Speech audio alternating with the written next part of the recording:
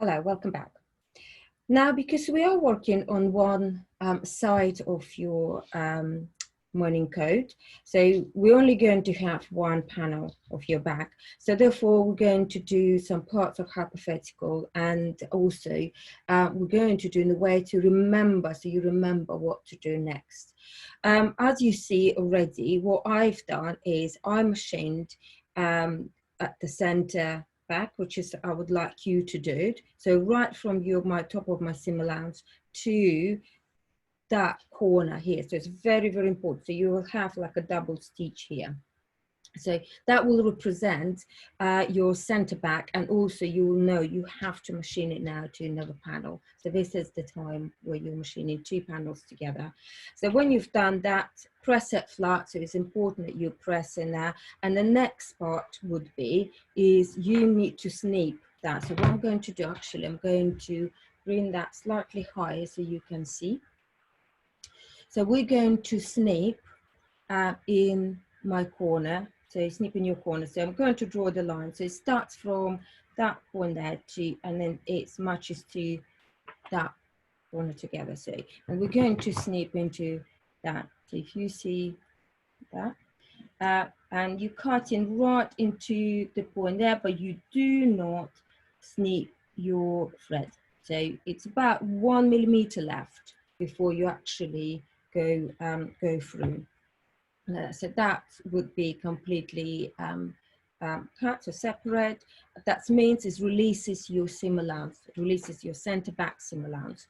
The next part would be, I really would like you, I know it looks a bit odd, but I would like you to press that along your center back. And so I'm going to press it like it's representing you pressing your seam allowance open.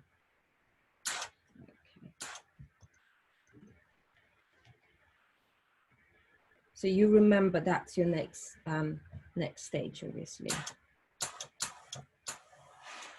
In your workbook, I will really would like you to make a little note for yourself, not for me, for yourself. When you start making, something, you will remember actually, although you made a half jacket, that you need to attach two things together and press your seam allowance open. Again, that's where the point would be. You may have to trim your seam allowance, and so it's not 5 centimeters. You trim it up to 2.5.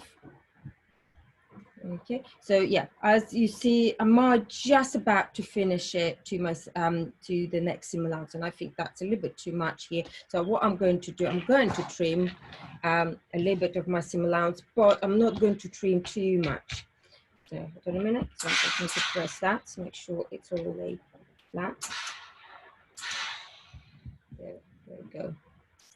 So can you see it's now here? It's actually goes right to next seam allowance there. So it's too much there. So I'm going to cut it. But what I'm going to do, instead of completely cutting all, I'm going to cut it slightly graduate and then keep it in the center back here. You always can cut the seam allowance if it needs to be, so if you can see that. So you can always just do graduate. So here, cut your seam allowance in stages.